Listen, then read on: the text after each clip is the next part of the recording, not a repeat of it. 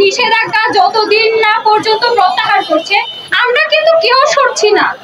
মার্কিনকে তো আমরা মালদ্বীপের সাথে তুলনা করি, তাই না? তাহলে এই আমাদের একটাই আছে, যেটা হচ্ছে একমাত্র প্রবাল দ্বীপ। এটা যদি মানুষজন না দেখে তাহলে বাংলাদেশের মানুষ দেখবেটা কি? আমার ফ্যামিলি ডিপেন্ডেন্ট, আমার বাবা হচ্ছে ডিপেন্ডেন্ট, ট্যুরিজম বিজনেস করে যেহেতু। তো ট্যুরিস্ট যদি না যায়, ইভেন আমার বাবা না, সেন্ট মার্টিন 90% মানুষ ট্যুরিজম বিজনেস করে, আর 10% জেলে। আর আমরা পুরোটাই হচ্ছে যেহেতু ট্যুরিজম বিজনেসের উপর ডিপেন্ডেন্ট। বন্ধ হয়ে গেলে আমাদের কি করতে হবে? আমাদের এখান থেকে গিয়ে যারা বাইরে পড়াশোনা করছি, এখান থেকে গিয়ে সেন্ট মার্টিন বসে থাকা লাগবে, মেয়েদের হচ্ছে আর্লি ম্যারেজ হবে, তারপরে ছেলেরা কি হবে? ট্যুরিজম বিজনেস তো থাকবে না, তাহলে সবাই জেলের কাজ করবে। কিন্তু আমরা বলি শিক্ষাই জাতির মেরুদণ্ড। তো এটা কি ঠিক যে বাংলাদেশের এক সাইডের মানুষের জন্য পড়াশোনা শিক্ষা জাতির মেরুদণ্ড আর আমাদের জন্য না? এটা কি ঠিক? একটা ডিসিশন নেওয়ার আগে তো ভেবে দেখা উচিত ছিল যে এই ডিসিশনটা কেমন ইম্প্যাক্ট ফেলবে মানুষের উপরে, আর্নিং সোর্সটা কি হবে, মানে মানুষ কি করবে, কোত্থেকে আর্ন করবে, এটা তো চিন্তা করা উচিত ছিল। তারপরে যে পরিবেশের কথা বলেছেন উনি, যে পরিবেশের উপরে খারাপ ইফেক্ট পড়বে। আমরা তো পড়াশোনা করছি এজন্য যাতে মানুষকে সচেতন করতে পারি, যাতে মানুষ একটু হচ্ছে পরিবেশ নিয়ে ভাবে, কেয়া গাছ আছে ওগুলো যাতে না কাটে। আমরা দরকার বলে পরে আরো হচ্ছে সচেতনতা করে তুলবো।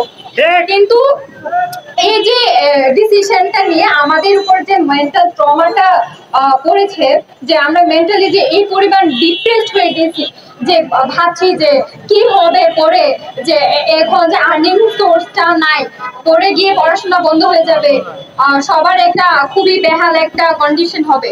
এটাতে তো আমাদের উপরে যারা হচ্ছে মেয়ে আছি আমরা, আর যারা ছেলে মানুষ, ওদের উপর খারাপ ইম্প্যাক্ট পড়বে, আর তো কিছু করার নাই। আর ট্যুরিস্ট আমরা বাংলাদেশের সবাই চায় যে সেন্ট মার্টিনের গিয়ে ঘুরে আসবো, তাই না?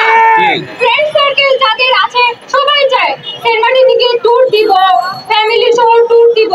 এখন যদি আর সেন্ট মার্টিনকে তো আমরা মালদ্বীপের সাথে তুলনা করি, তাই না? তাহলে এই আমাদের একটাই আছে, যেটা হচ্ছে একমাত্র প্রবাল দ্বীপ। এটা যদি মানুষজন না দেখে তাহলে বাংলাদেশের মানুষ দেখবেটা কি?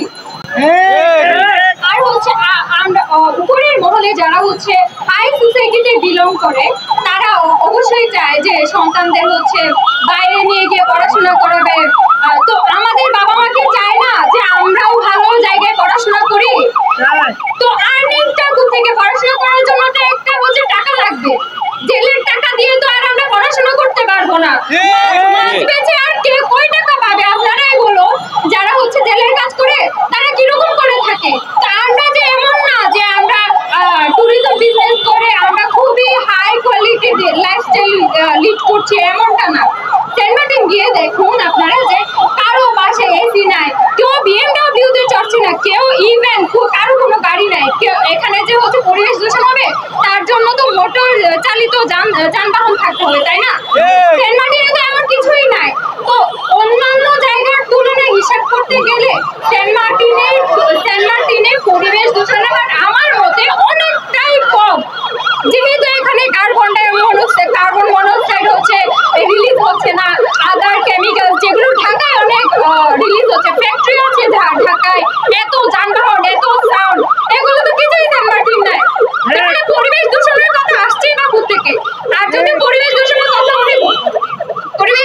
কথা যদি বলেই থাকে, তাহলে হ্যাঁ, পরিবেশ জীববৈচিত্র্য ধ্বংস হচ্ছে, পরিবেশ দূষণ হচ্ছে, তবে সেটা খুবই অল্প মাত্রায়। সেটা হচ্ছে আমরা রিকভার করতে পারবো, আমরা সেটাকে যথেষ্ট পরিমাণ চেষ্টা করব যাতে এটা রিকভার হয়, আরো সচেতনতা গড়ে তুলবো।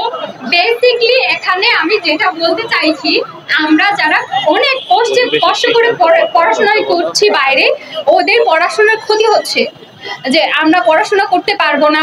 তো আমাদের বাবা হচ্ছে যারা মানে ট্যুরিজম বিজনেস করে, আমাদেরকে তো এনাফ টাকা দিতে পারবে না পড়াশোনা করার জন্য, তা আমরা পড়াশোনা কেমনে করবো?